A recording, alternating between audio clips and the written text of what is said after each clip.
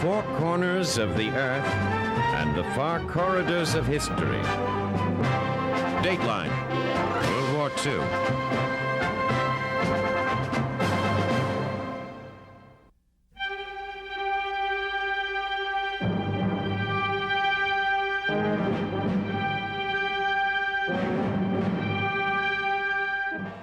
12 January 1942, the Russian front. Near the southern tip of Lake Ladoga, the big guns of the Soviet 67th and 2nd Shock Armies begin pounding German positions from the east and the west simultaneously.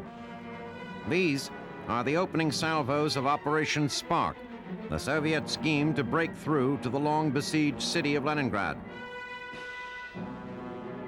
Despite Russian success, albeit limited, at using the lake as a means of moving food and military supplies into the city, as well as evacuating starving civilians, the Nazis have maintained a stranglehold on the city, the linchpin of which is an 11-mile stretch of land on the southern shore of the lake that has come to be known as the bottleneck. It is here that the German holdings are thinnest, and it is here that Stalin has chosen to throw the weight of the Russian armed forces into breaking the siege. With the 67th attacking from the west and the 2nd attacking from the east, the plan is simply for the two to drive into opposing sides of the bottleneck and link up, opening a corridor of land that will connect Leningrad with the rest of the Soviet Union. Attacking across the Neva River, the 67th runs headfirst into a withering shower of shells from well-entrenched Nazi artillery. Still, despite the best efforts of the Germans, as the sun sets on the first day, the Russians have taken the city of Marino on the eastern bank of the river. From here, the Soviets begin attacking to the north and south, as well as continuing their push to the east. Meanwhile, 5 divisions of the Russian 2nd Shock Army are facing stiffer resistance as they attack to the west. Driving through peat bogs, their initial assault tears holes in the German defenses. However, their forward advance is thwarted when they encounter fortified positions deeper in Nazi territory. As Operation Spark continues, the Russians enjoy their greatest advances along the shore of Lake Ladoga, which forms the top of the bottleneck, and by 13 January, 2 German divisions are in danger of being destroyed. By the 15th, they are in full retreat, moving through marshes and bogs to safety in the south. On 19 January, having battled the elements, the terrain, and the Nazis for a week and suffering more than 250,000 casualties in the process, the Russian 67th and 2nd Shock Armies come together just east of the city of Schlüsselburg and, in continuing action, open a corridor 7 miles wide. In the days that follow, the Germans regroup and counterattack. But Soviet troops, while unable to expand the passageway, are able to hold their ground. After 503 days, the blockade of Leningrad is broken. Never in history have a city's inhabitants suffered more and still held steadfast in the face of adversity. Hundreds of thousands have perished.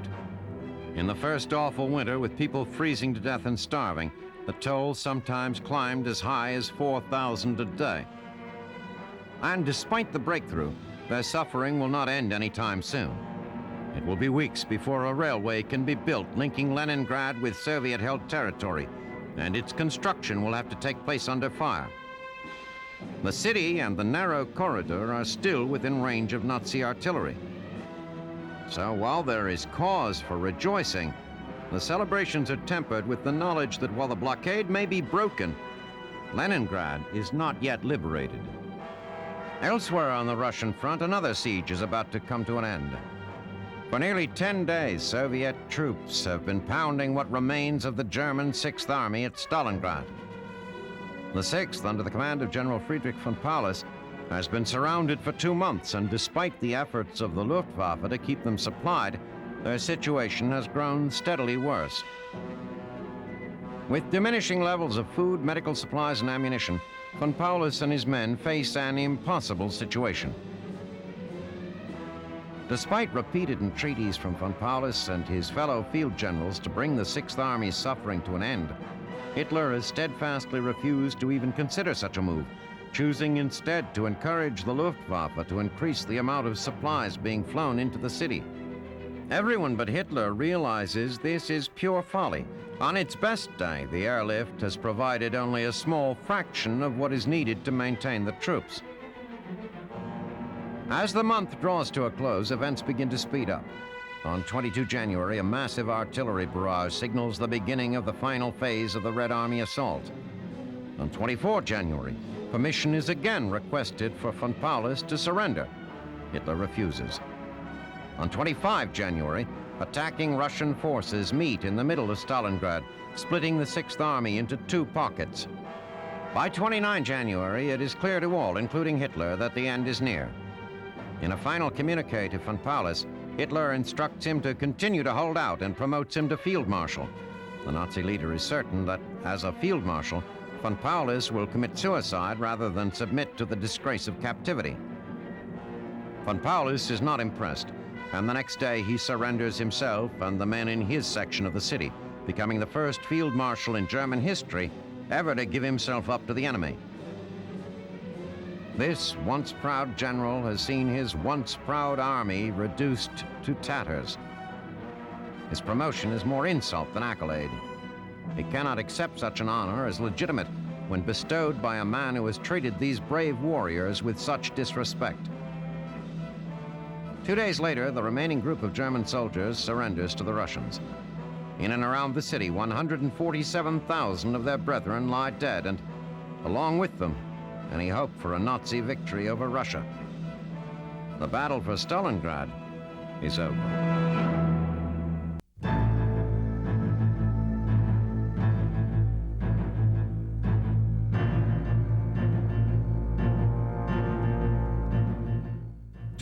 January 1943, Libya. After nearly 3 years of fighting, during which the advantage seesawed back and forth between the Axis and the Allies a half-dozen times, British troops enter and occupy the port city of Tripoli, marking the end of the campaign to liberate the western desert region of the Middle East. Rather than just another conquest, it is the crowning achievement of the British Eighth Army and its commander, General Bernard Montgomery.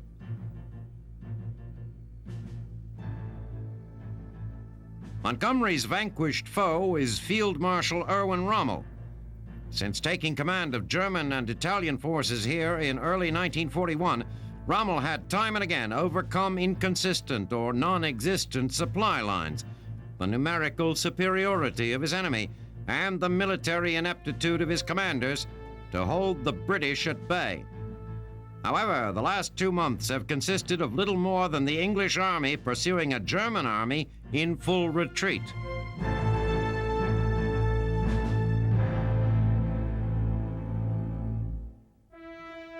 After their victory at El Alamein, Montgomery and the 8th pursued Rommel's troops across the desert from city to city.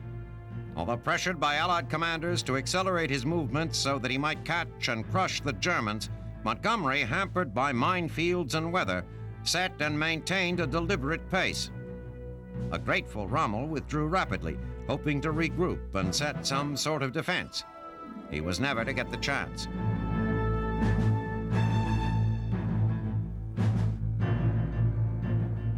The British, only occasionally making contact with Nazi rearguard units, practically strolled through cities for which they had previously paid in blood. Mersa Matruh was unoccupied.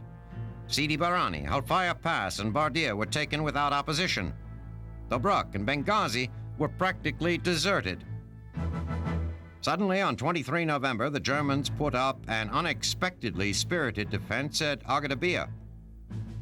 Although the Nazis were ultimately forced to retreat to El Aguilar, Montgomery, having pursued the enemy nearly 600 miles in 2 weeks, decided to halt his advance and regroup.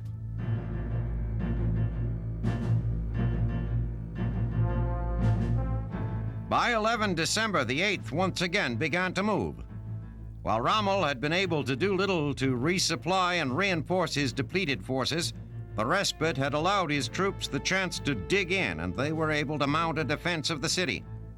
Nevertheless, by the 14th, the British were turning the screws, and he was forced to pull out of El Aguilar. Now it is all over. For over a month, the Germans have been able to muster little more than a fighting withdrawal, and Rommel has pulled all of his troops into Tunisia, for what he believes will be a last stand.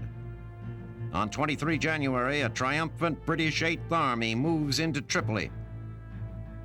For most of these soldiers, the stay will be brief. Despite his propensity for slow, methodical advance, Montgomery is pushing his men to move quickly. He knows that Rommel, having retreated to Tunisia, will now face mounting pressure from both the English and the Americans, and that it is only a matter of time before the Desert Fox and his men are driven across the Mediterranean and out of Africa for good.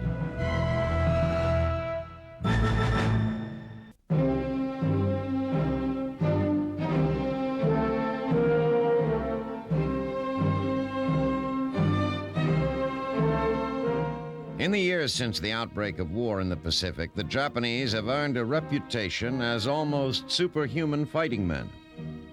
In their sudden southward swoop, the Japanese army seemed almost invincible. Japanese soldiers willingly, even enthusiastically, sacrificed themselves for the larger cause of victory, refusing to give up no matter how outnumbered. In Hong Kong, Singapore, Indochina, down the China coast, in the rocky crags of Corregidor, the Japanese seem invincible. Even on Guadalcanal, ultimately a defeat for the Empire, Japanese infantry has achieved almost mythic status in the minds of American Marines. But in Japan itself, there is a dawning understanding that the reality of the Japanese fighting man falls considerably short of Allied impressions. In late 1942, Prime Minister Hideki Tojo, himself a lifelong military man, confides that he does not believe it will be possible to further expand the Japanese Empire. The reasons for this pessimism are many, but none is so glaringly obvious to rising sun military professionals as the decreasing capabilities of the Japanese army. Once an elite corps that traced its heritage to the samurai, after 3 consecutive years of doubling in size, it is now overflowing with ill-trained conscripts. One need look no further than Manchuria to understand what is keeping the Japanese leadership awake at night. Manchuria is important to the Japanese largely because it borders the southwestern tip of the Soviet Union. It has long been Japan's ambition to control what is now Soviet Asia, and the key to that dominance lies in Vladivostok, a port city only 2 days' march from the Chinese border. When the Japanese entered into the tripartite pact with the Germans and Italians, it was largely because they thought it would help them conquer Vladivostok. Japan assumed that when Hitler invaded Russia, Stalin would loot the defenses around Vladivostok to protect Moscow. When that happened, the Japanese knew they could waltz into Soviet territory without a battle.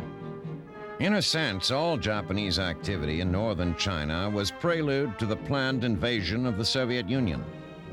Japanese commanders charged with subduing China complained vociferously that the troops they were being sent were poorly trained and undisciplined, a charge no one back in Tokyo even bothered to deny. The crack troops, everyone knew, were being held back for the push north to Vladivostok. That push, though a primary goal of Japanese expansion, has never come. Well aware of the Japanese threat, Stalin has left his East Asian army largely intact. Though the situation in Europe is at times dire, Stalin knows that if the Nazis were to prevail, his only hope for reinforcement would be to bring materiel from the United States through Vladivostok. Stalemated to the north, but nonetheless ambitious, the Japanese decided to push south instead. As a result, the crack troops that had been held back for war with the Soviets are now spread down the coast of Asia, around the Philippine archipelago, and across hundreds of islands in the Pacific Ocean. The Japanese army that remains in Manchuria is badly equipped and bored almost out of its mind. Thousands of new conscripts flood into the area, showing how desperate the Japanese really are. They are largely men passed over in previous call-ups: the unhealthy, the infirm, the overage. Even ethnic Japanese in captured areas are pressed into service, though most have never lived in Japan, and some can't even understand the orders of their superior officers. As Tojo and his advisors look out across the empire, they cannot help but feel slightly bewildered. as the rest of the world continues to gear up for war against a race of supermen. The Japanese army, still outwardly appearing nearly invincible, is from the inside obviously a hollow shell.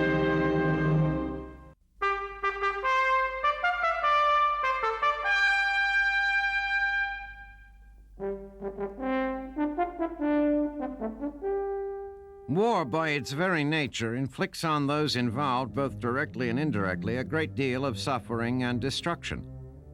However, while no one wishes to dismiss or rationalize the negative impact of war, it has also been the catalyst for great advancements in technology. The planes pouring off assembly lines are bigger, faster, and more maneuverable than would have been thought possible a few short years ago. New weapon systems have been developed that are capable of propelling explosives over great distances, and physicists, tucked away in their laboratories, are attempting to unleash the power of the atom. Another technology that has come of age as a result of efforts to gain advantage over the enemy is radar. Radar, the name is an acronym for radio detection and ranging, allows the user, through the transmission of radio waves, to detect the presence of and measure the distance to objects both near and far. Through cooperation between Britain and the United States, it has been developed and incorporated into systems that have radically changed the way this war is being fought. The first practical radar system was developed by the British in 1935, and none too soon. It was critical in their ability to stop the onslaught by Hermann Goering's Luftwaffe at the height of the Blitz. The heart of British radar operations is the filter room at Fighter Command Headquarters. Here, the British can see the German air fleets forming over the continent and dispatch the appropriate number of fighters to intercept them.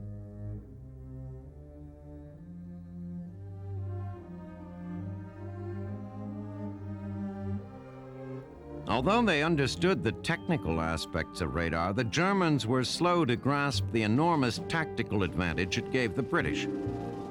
The destruction of a radar site on the Isle of Wight in August 1940 left a 10-mile gap in the British defenses that would have permitted the Luftwaffe to attack the vital port of Southampton unmolested. Yet the Germans failed to take advantage of the opportunity. And, in what hindsight must certainly reveal to be a monumental error, Goering ordered his bombers to stop targeting radar sites altogether, explaining that they required too much effort to justify such a little result. Now, however, the shoe is on the other foot, as the Germans are using radar to detect Allied bombers on their way across the Channel. As soon as they show up on the radar screens, the information is immediately relayed to interceptor fighter squadrons and flak batteries who coordinate their fire based on the aircraft's exact position. The effectiveness of this technique is demonstrated in the heavy losses sustained by the Allied bomber formations.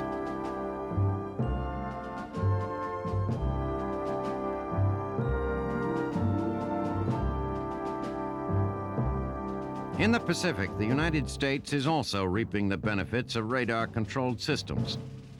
Naval anti-aircraft fire is inflicting heavy losses on attacking Japanese planes and depleting Japan's reserve of highly trained pilots. With greener, less experienced pilots filling the vacancies, the vaunted Japanese Air Force is becoming increasingly vulnerable. Continued research by the United States and Britain has refined and improved the technology. For example, radar systems that use shorter radio wavelengths give a much more accurate picture of the target and can be housed in a much smaller case, allowing it to be installed in aircraft. So, just as radar helped save Britain during the Blitz, it is now helping to battle the threat posed by the German wolf packs, who are wreaking havoc with Allied shipping, threatening to cut the vital lifeline between Britain and the United States. The hunters have become the hunted, as German submarines who must surface to recharge their batteries are becoming easy targets for radar-equipped Allied bombers. German subcommanders, who before could roam the seas with impunity, now anxiously search the skies, looking for the distant bomber that might spell their doom. While the blunt force weapons employed in this war are crucial to success, The ability to effectively bring those weapons to bear is equally important. In the end, victory may well come down to the ability to exploit small advantages, even those as small as a radio wave.